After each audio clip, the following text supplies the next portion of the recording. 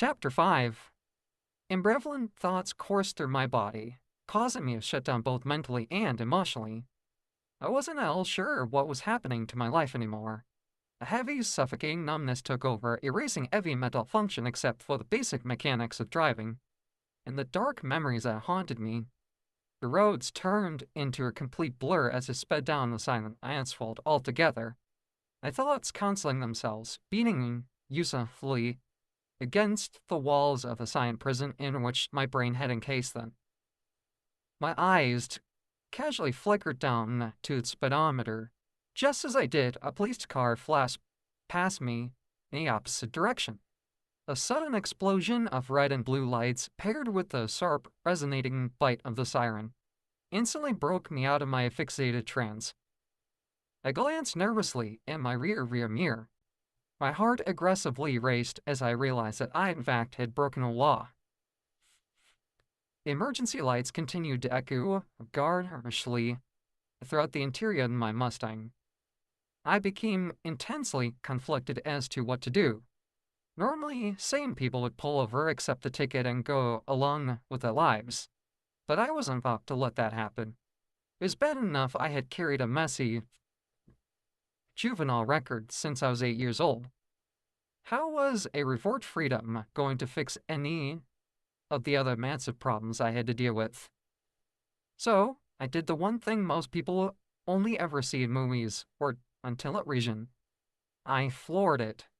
The Mustang's powerful engine roared in a violent rev as I rocketed down the busy highway, bursting full speed through a sequence of solid red lights.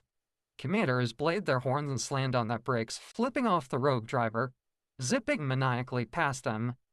I aggressively weaved through the traffic, desperate to escape my pursuer. I glanced in my rearview mirror just as I tore past the local police station. To my horror, 2 more squad cars peeled out of the lot, joining the pursuit. Wailing sirens riveted the attention of every driver in the vicinity. Their echoing cries cut through the city as I swerved around the cars and completely ignored stop signs. The officers managed to stay hot on my tail for what felt like a good half an hour before I finally pulled a sharp turn onto a familiar eroded road. A concrete gave way to thick, towering trees that instantly shrouded the Mustang in an eerie, apprehensive atmosphere.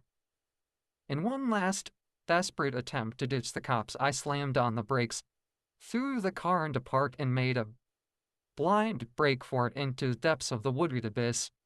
I ran as fast as my legs could carry me, occasionally glancing frantically over my shoulder. Blinding beams of flashlights turned the forest into a strobe light, bouncing inbounds off the thick vegetation as my boots trampled the earth. Spread out and corner him. Distant voice yelled through the trees. I tore through the thick brush, having no earthly idea how far I could actually go before my lungs exploded or my legs gave out entirely. A chilling presence of something working deep in the woods hummed in the air, but my thoughts on how to escape the officers were suddenly shattered when my foot caught a root. I hit the ground at full force, slamming face first into the dirt. The impact rattling knocked the wind clay out of my lungs, leaving me gasping and wheezing. Before I could even attempt to push myself up, my hands were forcibly yanked behind my back. The cold, heavy bite of metal handcuffs snapped tightly around my wrist. "Thought you'd get away from us, huh, kid?" The arresting officer retorted, breathing heavily as he pinned me into the cold dirt. "Thought you could just outrun us. All it meant you gave us one hell of a fight." I lay there, my cheek pressed into the soil, knowing absolutely nothing about the situation was going to end well for me. But a cynical part of my brain figured I might as well have given it a shot. At least, if I went to jail, I'd be visiting Alma. The officer aggressively pulled me up by my hair. A sharp yelp of pain escaped my throat. My cry for help echoing uselessly through the desolate forest. Then, the woods went dead silent. A low, guttural chuffing sound vibrated through the trees. Above us, the brilliant light of the full moon illuminated a small clearing in the forest canopy. Twigs snapped, heavy vegetation rustled, and the police officers froze, instantly feeling the presence of an ominous predatory force looking just beyond the tree line. The chuffing rapidly deepened into monstrous vibrating snarl. Two piercing golden eyes cut through the pitch blackness of the night. I gulped.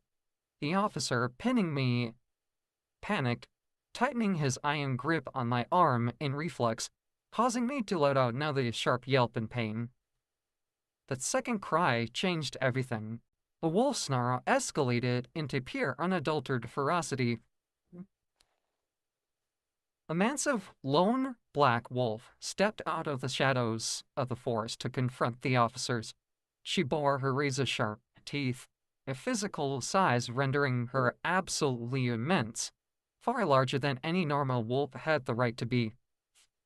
The officer's eyes shifted up in pure terror. A man holding me quickly shoved me back into the dirt, reaching for his holster and pulling out his service weapon.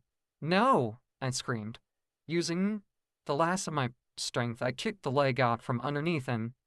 The officer lost its footing and stumbled backwards, its finger convulsing on the trigger. The firearm went off with a deafening bang. The bullet whizzed past the wolf's ear, tearing a clean, small hole right through the cartilage, leaving a mark much like a piercing earring would leave. The wolf snarled, her hackles raised to the sky, then she lunged. The remaining officers opened fire. A chaotic barrage of muzzles flashed, lighting up the timber as they tried to stop the monster. All I could do was lie in the mud, completely helpless. But the wolf was incredibly agile, even for her immense size. Moving like a blur, she swatted a massive paw at the first officer, the sheer kinetic force setting him flying into a thick pine tree, literally splicing him in half. In a flash of teeth, she bit down on the leg of a second officer, dragging him into the earth, before spinning around and snapped the neck of the man who had knocked me down. The surviving officers watched in pure terror, breaking rank and retreating frantically towards the edge of the woods, but they didn't make far. From the shadows, a pack of other wolves emerged, tackling the fleeing men to the ground, gnawing and slashing at them with terrifying feral defiance.